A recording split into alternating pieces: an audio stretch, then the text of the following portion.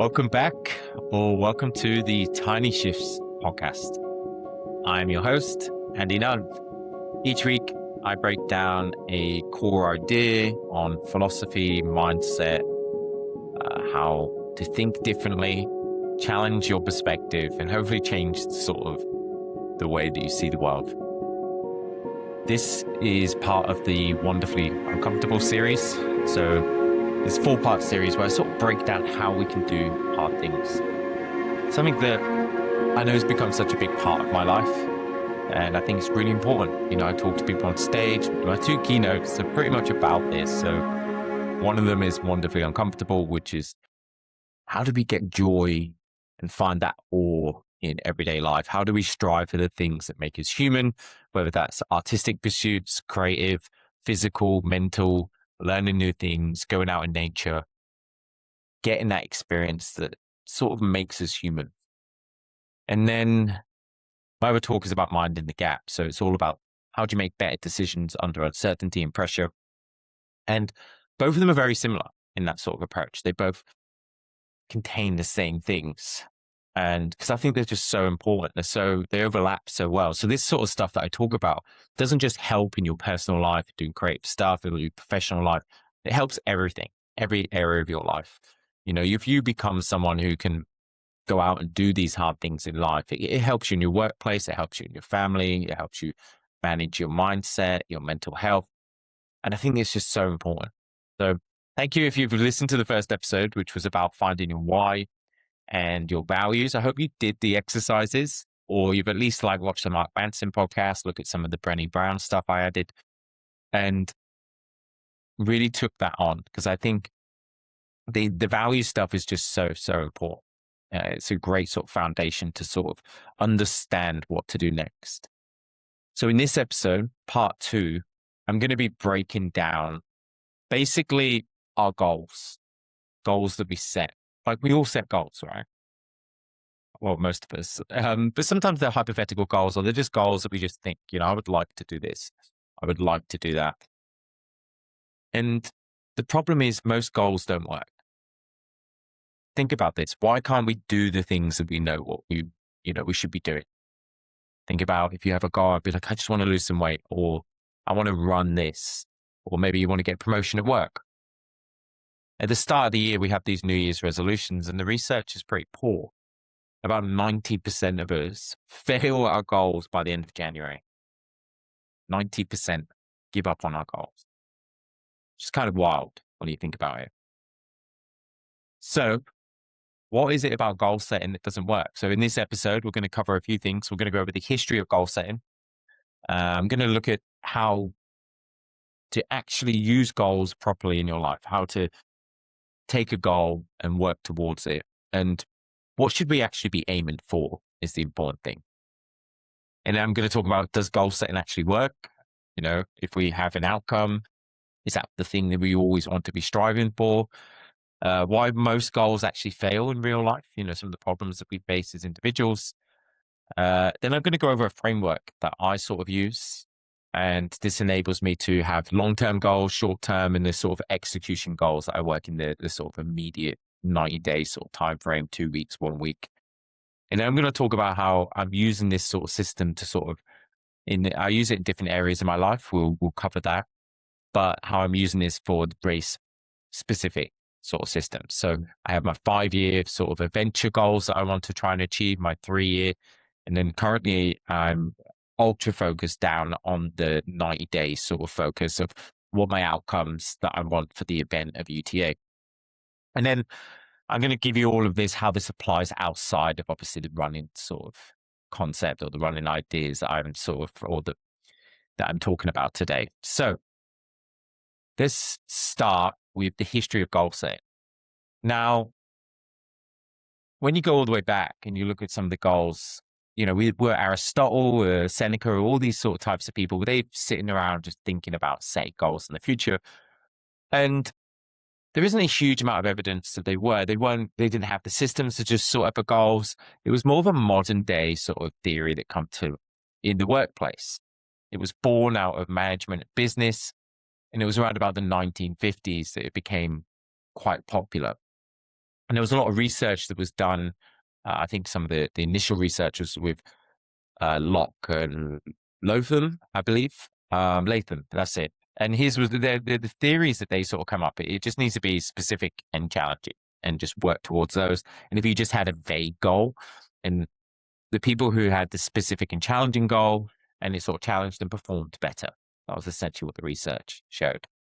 Then there was some more research in the 80s by you. This will be the one that you're probably all aware of. This is by George T. Duran, and he created the SMART goal framework. And there's some real use in the SMART goal. It's something that I still use within my bigger framework, but it's very simple. So it's be specific. If you haven't heard this, I'm sure you have. Most people have. If you had a job, they normally go through this sort of process. So be specific on your goals. So you don't want to just say, I want to run, or I want to run UTMB, or I want to lose weight. You don't just say, I want to lose weight. It needs to be like, I want to lose weight. I want to lose 10 kilos in X number of days or by this date, or I want to run UTMB in 25 hours, 20 minutes. I want to, you get the drift. And then what I want you to think now is it measurable? Can you measure this goal? Think about that. And some of them are pretty easy, like losing weight. Yes, you can. You can weigh yourself every day. Not saying you should do that, but you can. It needs to be something that you can have measures and you can have like sort of KPIs, performance indicators, key performance indicators. So you can say, if I do this and I do that, I'm going to have this outcome. Is it achievable? Now, this is an interesting one because obviously we're limited by a lot of our beliefs. I like pushing beyond what I think might be achievable. I ran I attempted dragging back in September after coming back from an injury and not running very much for a few months. Did I think it was achievable? No. I thought the percentages were really low. I actually shocked myself to make it to the final day, do like 200 miles in 5 days. It was kind of wild. I didn't expect to get that far. So to say it was achievable, now I'm like, okay, what else? So sometimes I think pushing beyond, you don't want to go too crazy. You don't want to be like, I'm going to be a king. Of course it's ridiculous. It needs to be something that someone has achieved with your sort of capabilities, your skills, and wherever you are in life. Then relevant. So relevant is an important one, and often people miss that one. Is it aligned with your core values and what you care about? And people miss that one out. They're just like, I'll be specific. And then they forget the other ones that are really important. The other one is time-based. So time is really important. You don't want to be too vague. You don't want to be like, I'm going to do it in sometime in the future. It needs to be like, no, by 6th of October, I'm going to do this. And that creates like a clear deadline. So SMART goals, really important. Go through the process, make sure it aligns with your values at the time, then make sure it's, it is achievable. It's not just made up. You're not going to go to Mars and start a colony on there. Or maybe you are, but whatever it is. So all I'm saying is this is really important stuff. The thing is that the reason why a lot of these goals, we still fail. And for starters, we don't go through the process. We don't sit there and break down our goal clear enough and make it specific enough. And then we don't go through the SMART process. I think if you go through the SMART process alone, you'll see better results in your goals. But there's other factors in play.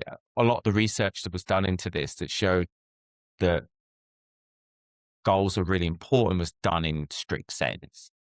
We forget the mess of life, the unpredictable nature of the world that we live in, the emotions, the roadblocks that come up, the things that just change in an instant that we just don't have control of.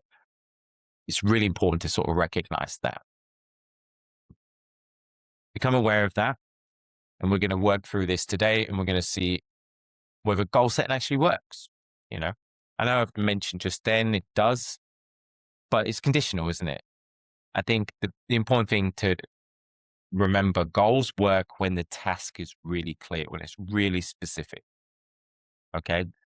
The more specific you can get, the more chance you have of a clear outcome. And I don't mean just to be in like you don't want to be tied too much to the outcome, if that makes sense. We're going to go into that shortly. The next part is feedback. Are you getting constant feedback on that you're actually progressing your goal? At what moment do you realize whether the goal is going to happen or not?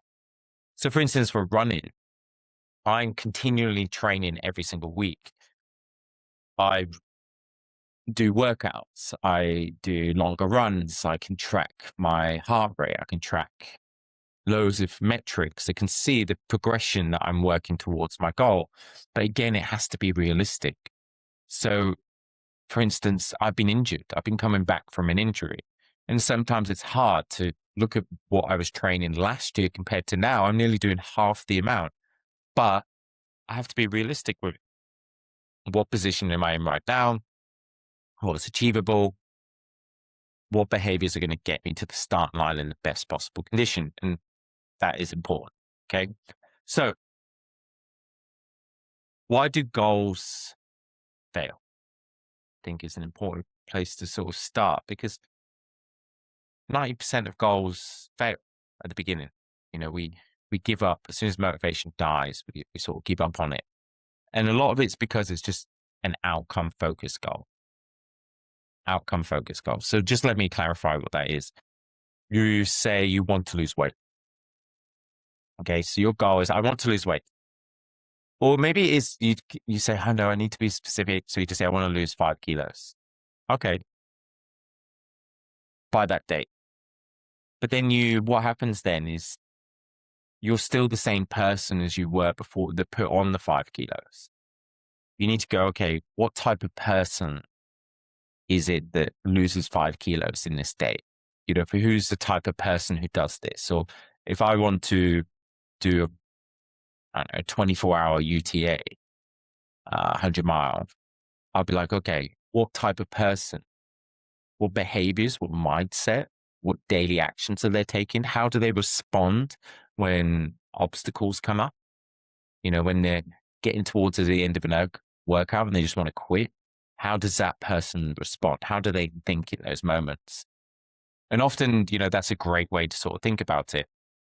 And most of our goals are just motivation dependent. We start with all this excitement, we read stuff, and I do this all the time. You have this goal in mind and you're like, okay, I'm going to get the app, I'm going to follow this structure, I'm going to do the event, I'm going to do this. And you have really motivated, you're excited to do it. But when that sort of the novelty dwindles and the novelty goes away, we sort of lose that motivation. It's very hard to get that behavior. So we're going to talk today about how do we overcome that? How do we stop that? And we only plan for the best outcome. So when we do these SMART goals, we get specific, measurable, and we have all our KPIs of, the best things, but we don't go, what happens? What could go wrong? We don't plan for that. And that's an important aspect of goal setting. It's like, what are the fears that are going to come in? What are the potential roadblocks? What are the obstacles that are going to come into play? And once you start thinking like that, then you have the ability to sort of bounce back much quicker. Realize that once you stop doing it for today, it doesn't mean that you've failed. It just means you need to readjust, you need to change.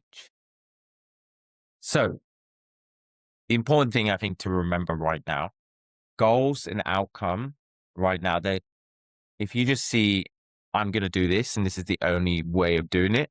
So if I'm going to lose 5 kilos and that's it, what happens when you slip up and that date? Remember, the goal isn't just the end point in life. It should be a rough direction. Okay. The compass direction. It's going to go in that, or that's the way that you're headed. It's not the be all and end all. So you need to be able to adjust. You need to hold the outcome quite lightly. So then you could be like, okay, well, obviously the last couple of weeks hasn't been the best. I've eaten pizza every night. I've actually gained weight. Maybe I need to readjust my sort of goals and, adjust. And this constant readjustment can enable you to make big changes and get to the destination where you want. I think the best analogy I've heard for this is like planes. They're often always off course when they go into a destination, and these constant readjustments in the end get them to where they need to be. I might have just butchered that one, but that makes sense. Okay.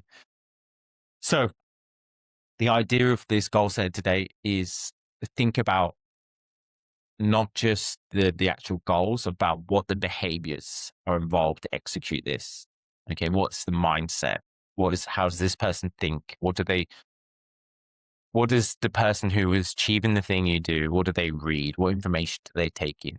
All these sorts of things you want to start thinking about. And then it enables you to sort of work towards that.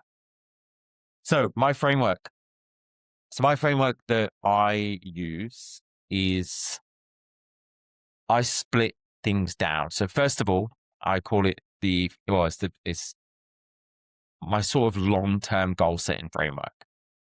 And it's about the person who I want to become. So first of all, I did a 5-year goal. Some people do 10. I like to do 5. And 5-year goal isn't ultra specific. I do with this, it'll be like outcome goals. So it'll be like, let's think of running, for instance. Some big trails that I want to do. I've looked at some long trails, the Australian Alpine Walking Track, the Great North Run, trails in New Zealand, some big adventures that I've sort of have. I'll have this, but then I'll do this for different areas. So I'll just be running, it'll be health.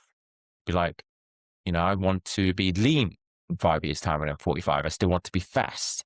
I want to be able to probably run a sub 40 10K at 45. I want to be able to run a sub 3-hour marathon at 45 still. And then I can think of other things like family goals. What do I want my house to be like? What car do I want? What do I want for my daughter? What do I want for my wife? All these sorts of things I can sort of work towards. And I put them into different categories, which we'll go over later on. But I just think about what I would like in my life, and I sort of picture and I go into detail. And this is a journaling process. I just write about it. And then I think about what would the person in that situation need to think? What would they need to learn?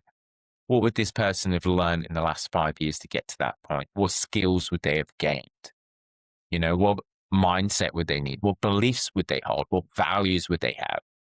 And often I make sure it aligns with my current values, because if I'm thinking of someone who doesn't really align with me because it sounds good, then I'm going to realize that I'm misaligned somewhere.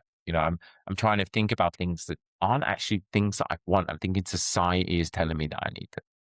So that's a really good point. You go through this process, and as this one before, this will be all available in a workbook afterwards. So once you've got this big picture goal of 5 years, you have it out.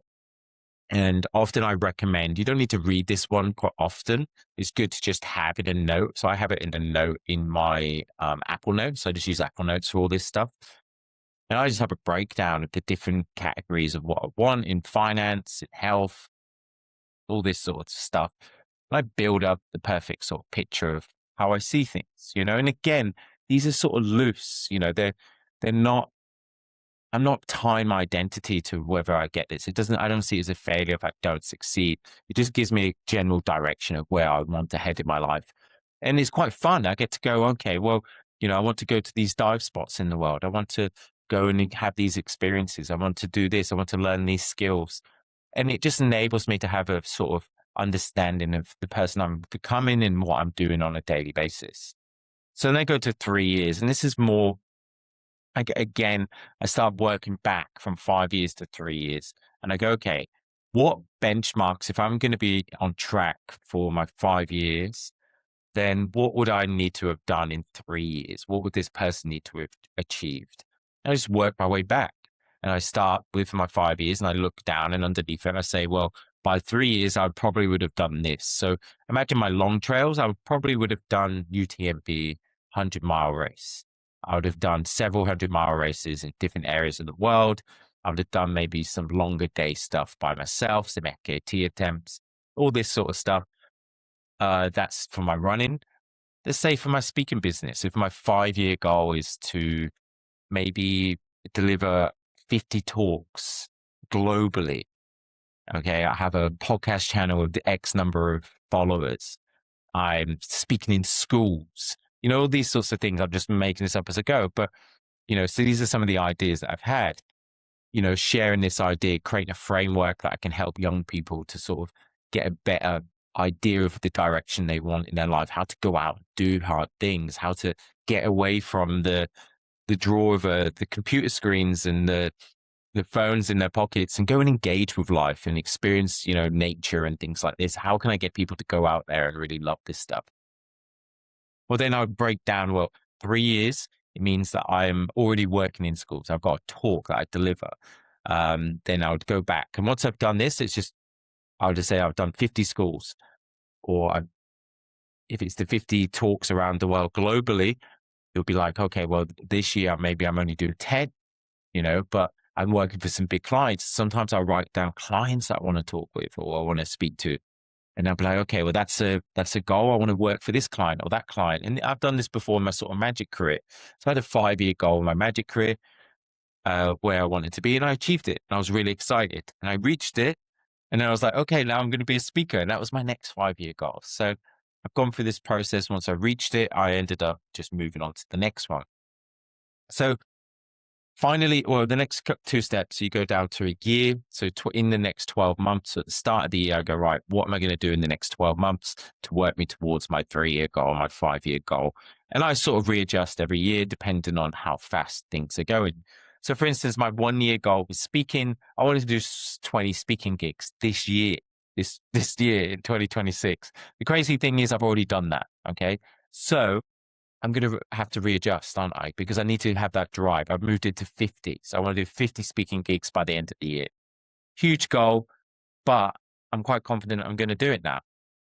Maybe I need to do more, but I'm going to do this. There's other things I needed to do. I wanted to make sure that I'm becoming, my long-term goal is to become one of the best speakers. Okay. Now that's subjective, of course, but I'm like, what does the best speaker do? Well, they get help. They don't do it alone. They don't think that they can just be a speaker and they're the best. No, they get training. So I've worked with a consultant. Okay. I invested in myself. What else have they done? They build connections. They start crafting these ideas. They write a book. So I'm writing a book.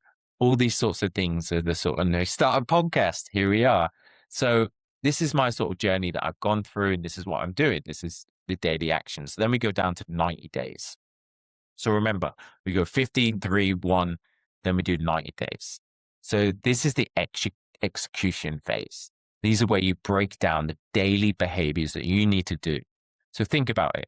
So for my podcast or my speaking business and building my brand, what are the daily actions that I need to do? So let's break them down into small parts. So first of all, rehearsal.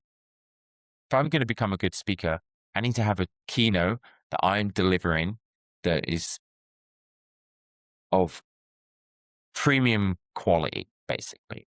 I want to be a speaker that people remember. So I'm rehearsing, I'm trying to get the lines, I'm trying to get the pacing, I'm doing different structures, I'm trying to make sure the flow works really nicely. The transition is great. I know all my slides, everything looks visually really great. Everything's unique. They're not going to see in other areas. I'm constantly refining this and trying to get better. Okay. But these daily skills, I need to be very specific. So I'm like, okay, well, I want to rehearse and go through my lines at least 15 minutes a day. It's not a huge goal. I'm not going to be overwhelming myself too much. Then I'd be like, okay, well, I need to get this many leads. So I need to do this much ads. I need to, work out how much I need to spend on the ads. Okay. What do I want to do with that? Hired an assistant to assist me so I could help grow my business. I've got this podcast studio to look more professional for my clients. I've now got an office, a workspace that I'm working in. These sort of things that, these behaviors that I'm actually progressing at a faster rate than what I imagined, but these are just the next progression. Now think about a creative pursuit. Maybe your 5-year goal is to be a full-time artist. Okay. You've got a piece of art in a gallery that's up there and it's yours. Maybe your 3-year goal to get to that point, you have to put on your own exhibition. Maybe 1-year goal then is that you are painting nearly every single day. You have been selling some of your art online. Go back to 90-day goals is the execution phase. What behaviors are we doing? So the next 13 weeks, what are you doing each day? So think about it. You're dedicating a time to create, to do art. then maybe you're building connections. You go to galleries, you go to see exhibitions, you're joining groups, you're connecting with people, all these sorts of things. These are the behaviors that you do in the instant, but you don't need to think about them at the 5-year goal, but these are the behaviors that people do. But you would start with your 5-year goal. What is somebody who's an artist? What are they thinking, doing? What have they content and what information have they put into their heads? All this sorts of stuff can enable you to sort of backtrack all the way through, sort of work out what you need to do today. And you can do that with anything. So maybe it's in 5 years, you want to be able to run a marathon. Okay, well, backtrack from that. But the minute you don't run, well, first of all, you need to become a runner. Okay, but you'd go for the 3-year, maybe by then you've done a few halves. 1 year, you're doing your first half, maybe you've done some park runs, and then 90 days, you're just trying to learn how to do 2 or 3 days of exercise a week, get that consistency, going to the gym, building up that long-term strength. And bear in mind, I'm saying right now, marathon 5 years. I think that's a more realistic goal. Most people just go from 0 running to try and run a marathon and then never run again. And they wonder why. So remember the 5-year goals. It's not what do I want. It's basically the key idea of this. Who do I want to become? Who do I want to become?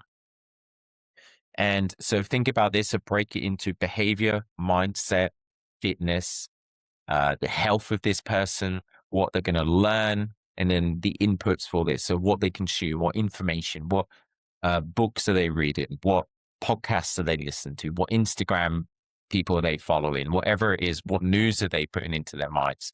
Think about all this stuff, and then you can backtrack from there. So the 5-year one is quite fun. It sort of breaks down who you want to be and how you want to sort of look at yourself. And when I did this initially, I remember doing this like 10 years ago, and a big obstacle in my life was alcohol. I was causing so much problems with it. A lot of my bandwidth was taken up from that. And it was like, okay, I want to either not drink or drink less. But it was so hard for me to sort of get into some of my bigger goals because that was just holding me back. So think about this sometimes. There is sometimes a behavior, a habit that might be holding a lot of your goals back. What is this habit that you could sort of try and break or overcome? And that should be one of your big focus. Maybe that's your 90-day focus, your 1 year, your 3 years, your 5 years, and that can sort of help. But another thing to clarify, which I haven't brought up, these aren't mystical thinking. I think there's things like this process I'm going in right now, it requires action, massive amounts of action. Rhonda Burns, who's talking about The Secret, writing wish lists, the universe, this wishful thinking creates like some little fairy comes in and gives you a Porsche. I'm talking about getting uncomfortable, doing massive action, doing hard work, and failing, getting back up, doing it again, struggling, wanting to give up, starting again, doing it again. It's a messy process. This is part of goal setting. This is part of this 5-year. That's why I do the 5-year. You can readjust the 90 days all the time. Some of it works. You go faster, you go slower. Some of it seems impossible. Some of you need to scrap and just start again. But just keep doing this process. It's kind of fun. And it's unbelievable, right? I don't believe in The Secret. But some of the stuff, I've been doing this now for probably about 8 years. Some of the stuff that's come true is mind-boggling for me. Like, I've been ultra specific. I had stuff about like where I was going to get married, what I was going to do, what I was going to do as a job, numbers of money I was going to make, where I was going to live, what environment my house was going to look like, all this sort of stuff. And a lot of these sort of stuff come true. Obviously, a lot of it's just because I can match it now. Loads of the stuff that I had that didn't come true, I'm not really linking. But I had a sort of vision. I had a direction I wanted to aim in, and I sort of created that. And we all have that power. We have that power to create that version of ourselves. But it's all about taking the future, because remember, the past is a thought. The future, just a thought. None of them exist. The only thing that really matters is within these moments. Okay, what can we do in this moment? That is what you can decide. And this is about that. So you take everything, all your thoughts, or your actions, your behaviors, what you want to learn, so you can decide what you're going to do today. How are you going to start? How are you going to get on this? So let's go about this. So again, that was covering 5 years. The 3-year goals is about your capabilities. So what needs to be true by this point in order for you to succeed towards your 5-year goal? What levels are you reaching? So it's basically like a sort of benchmark, because 5 years can seem quite far away. The 1-year goal just helps to do at the start of each year, what matters this year, what I'm going to do. And again, you break them down into the categories. 90-day goals is all about execution. This is the bit where you really go down to individual behaviors that you do every single day. So it's where it becomes real. You're like, this is what I'm doing. I need to read this. I need to be trying to consume this information. I need to learn this. I need to allocate an hour a week doing this, or an hour a day, or whatever it is. And it goes from this goals, which seems like something that's just in the future, to something that, what can you repeat every single day? What can you do every single day to work towards that goal? What behaviors create that result? What mindsets, what thoughts, what beliefs, what information can get you to that result? So this is all about the philosophy of this 1% approach. It's about breaking things down into the smallest possible action. And it can be fun. It can also be hard. And I think it's an important thing to sort of clarify with this, because I know some people see these goals and they when they go through goal setting, it's very uncomfortable, because you have this sort of realization that you're not living the sort of life that you want to be in. You're trying to impress people around you. You're trying to impress the wrong people. But remember this, and this is important. There's only 2 people in your life you need to impress. Not your wife, or maybe your wife, not your kids, not your family members, not your work colleagues or random followers that you've never met. The people you need to impress are these: your 8-year-old self and your 80-year-old self. You impress them too, and your life will be good. Okay, think about that. Your 8-year-old self and your 80-year-old self. What would your 8-year-old self want you to be doing right now? What did they love? What did they enjoy? What was the wonder of the world? They were so innocent the way they looked at the world. What was it they were thinking of? And your 80-year-old self, imagine they looked back on your life and then they could see of all the things that you did and all the things that you didn't do. What would the regrets be? What would they be proud of? Think about that. Such an important factor. I always think about this. It's like the rocking chair test. I go back and imagine my 8-year-old self and think, what would my 8-year-old self looking back on myself think about my life, about the way I was living, the way I was showing up? And it can be really hard, because sometimes we're not living to that version of self that we want. I know for a long time I did. I had so much pain, so much suffering, so much struggle and shame that I carried around with me. Addiction ruined my life for a long time. But to be honest, I wouldn't take any of it away, because I wouldn't be doing this if it wasn't for that. There's always a silver lining sometimes. But think about that. What would your 80-year-old self want from you today? And another thing that I like to reflect on is the 4,000 weeks. Oliver Berkman he talks about that we only have 4,000 weeks of our lives, which isn't really that many when you consider how many weeks we've already lived. And we put things off into this imaginary future. We postpone stuff. Well, I can't do this today. I'm not ready. I don't have what it takes. And I always get people coming up to me and they say this. They go, Andy, I really like what you talk about and you motivate, but I'm just not fearless like you. And I think the important thing to remember is I'm not fearless. I'm terrified. I'm scared. I'm anxious. I'm an anxious person. I have anxiety that's just there, and it's just part of me. And there's 2 types of fear that I want to talk about today, because I think the important thing is there's the loud screaming fear, the one that sort of tells you there's a lion in the bushes or there's a tiger shark over there. And you want to listen to that fear because that one keeps you alive. That's not the fear that lets you get through your goals that I'm talking about, stops you from achieving your goals. That's not the one. The fear that I'm most concerned about is the one that's quiet, it whispers into your ear, and it tells you you're not enough. You're not capable of enough. Don't try these goals. You don't have time for it. Don't listen to this podcast. That's stupid. Andy doesn't know that I have such a difficult life. I'm not even going to try. Just stay safe. Stay secure in this moment. That's where it's safe. Stay here with me. Future, you might be able to do this, but not right now. That is the fear that I'm talking about, because we don't even call it fear. We call it being sensible, being reasonable, practical. That's the fear that I'm most concerned about. And I had an epiphany when I thought about this. It's this. We all want to be fearless, don't we? We all imagine a future version of ourselves being super fearless, being able to achieve our goals, being able to do whatever we want.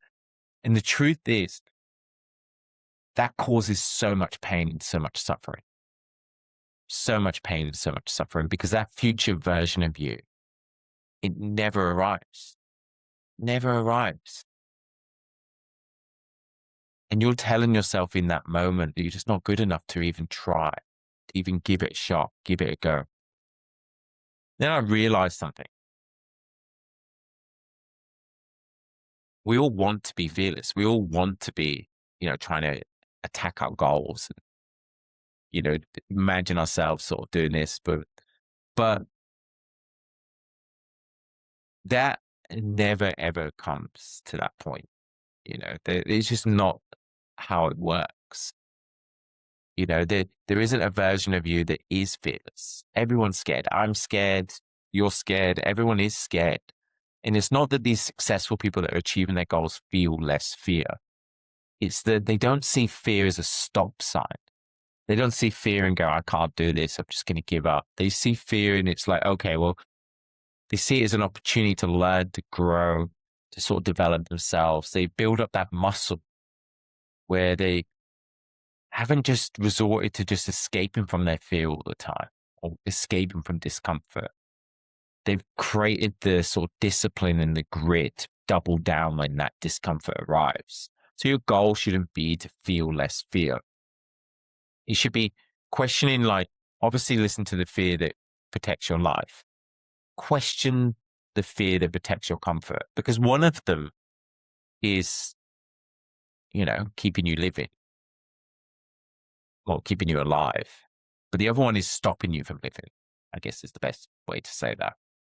So with this stuff, I think it's really, really important that you sort of understand what's holding you back from your goals and I want to talk about fear right now, because a big aspect from this, I think, from a lot of goal setting is that we don't align it. We don't think about the fears that come up and about the fears that do appear when we do have a goal. And one of the greatest TED Talks I saw in this was by Tim Ferriss. And I use his system. I'm going to put his podcast, his TED Talk in the show notes about fear setting. It's really, really incredible. And I use this and I break it down. So essentially what I tend to do is I look at imagine a race, for instance. I write down what are my fears, what was everything that could go wrong, essentially. And I write it down and write each and every single one. So imagine I have this, say UTA. I'll go through this process right now. I've failed at the race 3 times. So my fear is I fail. I have to DNF. Then think about my thoughts or actions that I can do to prevent that. So my thoughts will be, this is terrible, and then I have to catch these sort of beliefs that are, I'm not good enough. I have to let everyone down. Then I have to challenge it. Is that true? No, it's not. Most people don't mind if I fail. No one cares. The only person who really cares is myself. And the truth is, it's not the end of the world. It's still part of the process. It's good for the content. I can talk about it on the podcast. People probably listen if I fail and all those sorts of stuff. It's part of the hero's journey. People like that. And so that's another good thing to sort of look at. It makes me go, okay, if I fail, whatever. But then I can go, okay, what can I put in place to try and stop this from happening? What behaviors or actions can I do? I can have a clear plan. And this is what I would structure. And I'd be like, okay, I'm going to eat this, I'm going to drink this, blah, blah, blah. And I have a clear plan of all the things that I'm going to do and all the things that I can control. Because remember, you can't control everything. If you can focus on what you can control, which are your behaviors and your thoughts and your actions, you can, that's only the best you could do. So next one will be, I don't know, fear terrible weather. Okay, what can I do? Make sure I have good gear. I don't go for the cheap stuff. I make sure for quality gear is going to keep me warm. It's going to be breathable. It's going to help me perform at my best. So I've got quality gear. Okay, mindset. What are my thoughts? This is terrible. Well, maybe what was if I change it to, but this is exciting. This is another type of adventure. I actually like really terrible weather. So it's one of my strengths. I know I'm going to perform probably better than most people in terrible weather just because I enjoy it. I'm a bit crazy. Let's think of another one. So another fear is my nutrition I start being sick and I just can't stop.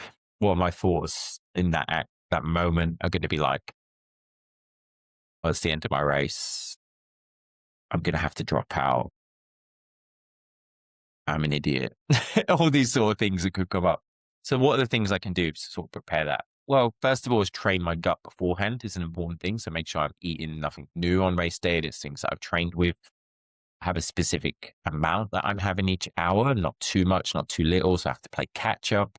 Make sure my effort is correct. And then making sure my hydration and things is in line. And then having some stomach sort of backup, some ginger juice. Pickle juice can work quite well if I've got cramps or just to reset the sort of nervous system. And also anything like that, Imodium for, what, and just think about those sort of things. So then I have that sort of structure and I go through every single thing that can possibly go wrong in the race. And I have a plan for it. So if anything comes up on race day, I have a plan, even for the moment I drop out. Okay? If I drop out, what am I going to do?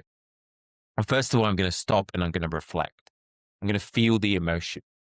Okay. Because I'm going to, first of all, feel terrible. I'm going to be upset. I'm going to creep in. It's going to be like I'm a failure. But then I can sit there and I can just talk to myself and realize I'm not, and I do this before I start. And I know some people go, well, you're predicting you're going to fail. And I'm like, no, I'm just looking at every single angle. And I've used this in magic. So even in magic in the performance, I think about what's the worst possible outcome. And it enables me to adapt in the moment. And it makes me, I think, be able to bounce back so fast, deal with failure. Okay. Because I'm already prepared for it. And that's it. I'm going to perform the best I possibly can on the day. And whether that's me dropping out or succeeding, either way, for me, it means I'm executing in the best possible way I can. And sometimes things come up that I didn't plan for, and that's just part of it.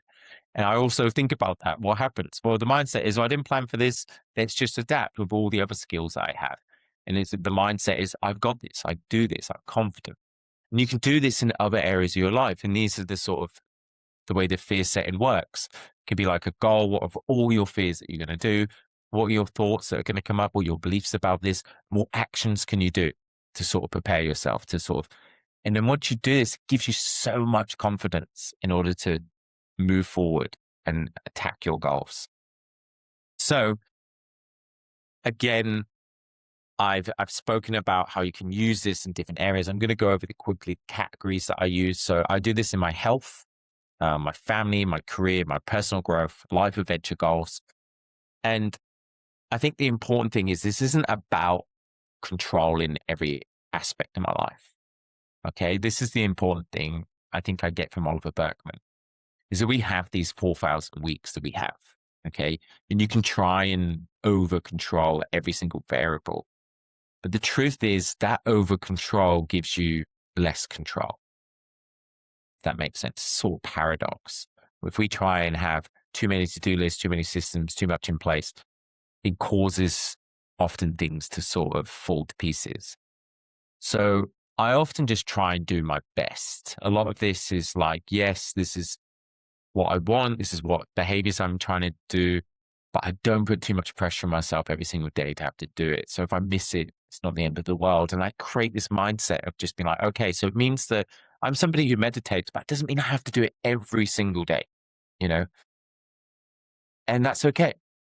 I'm only human. It means also I don't give up. I'm a runner, and I like to run most days, nearly every day, but also I try and listen to my body.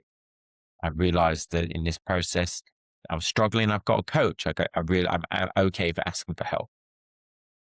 So yes, set these goals. Yes, have a structure, have behaviors that you want to do, but also realize, be willing to ask for help. You don't need to do this alone. Be open-minded that you might have to change everything. Don't put too much pressure on yourself to do it every single day, and just have fun with it. I think that's the key. We can be too serious about this, and we can just play with these goals. Have some fun ones. Make them a bit more exciting. You know, what are the things that you want to learn? What are the books that you've wanted to read? You know, where are the places you wanted to go? You know, I have some exciting stuff that I want to get into photography. I want to nature photography, thinking about taking pictures of whales and, you know, nature and birds and learning more about nature. You know, this sort of process is quite exciting for me. I'm trying to think about other things that I want to do. I went through a period where I was learning a lot of chess, and I was learning chess openings, and you know, and that motivation from that sort of died out a little bit, and I've gone into other things. Have a play with this; it's a lot of fun, and I think just to reflect. Remember, the 5-year goal is a direction. It's a rough direction. It's like a compass. It's not. This is what needs to happen. Okay. The 1 year is what you focus on. Okay, it's what you're focusing on this year. 90 days is all about execution. So each 90 days you reset and you look towards the further goals. And every 90 days you can just readjust and you can sort of reflect and have this available in your notes. You can break it down. Again, I'm going to provide this in a notebook that's going to sort of help you. Something you can copy and paste to your notes. I'll give you a link so you can have it in your notes app, whichever one you use, and you could fill this in every 90 days. You can do your 5-year goal and the questions that you have. I hope this has been helpful.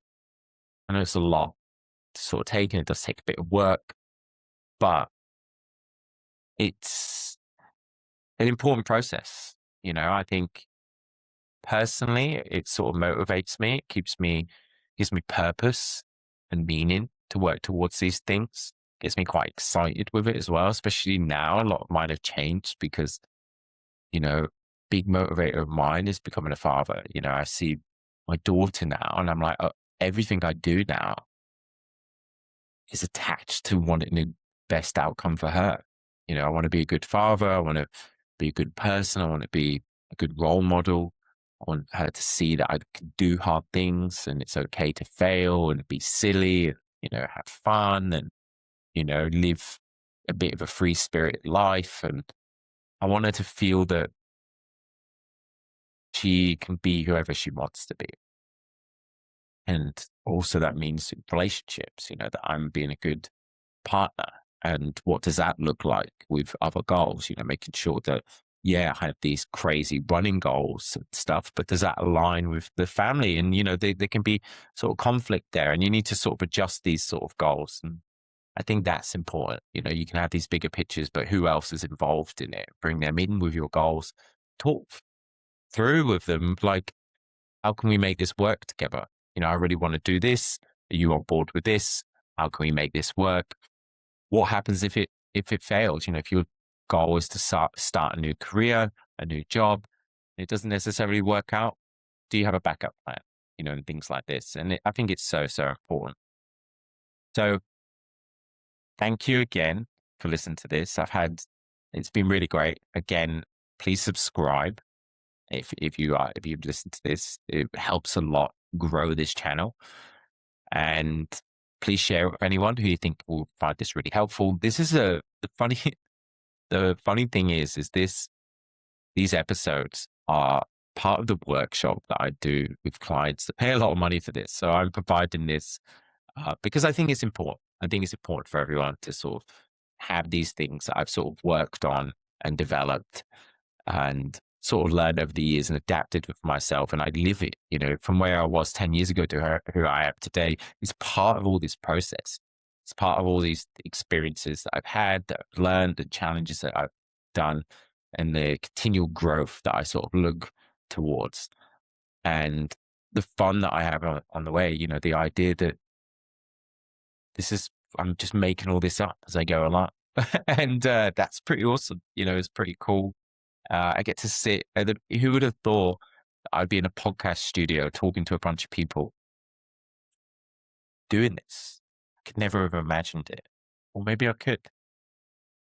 Uh, I wish you all the best, everyone. I hope you guys are enjoying this. This is a different series. I know often we don't like doing work outside of, sort of podcasts and stuff like that. I hope this is really helpful. And if you're doing UTA, or you're doing some ultra marathon or some racing goals, please reach out. I'd love to chat, connect with you. Maybe we can meet at UTA. Wish you all the best on your goals. Remember, just do your best. These tiny short behaviors, decisions that we make can make a big impact over the long term. These tiny, tiny shifts. But thank you so much, and I wish you all the best.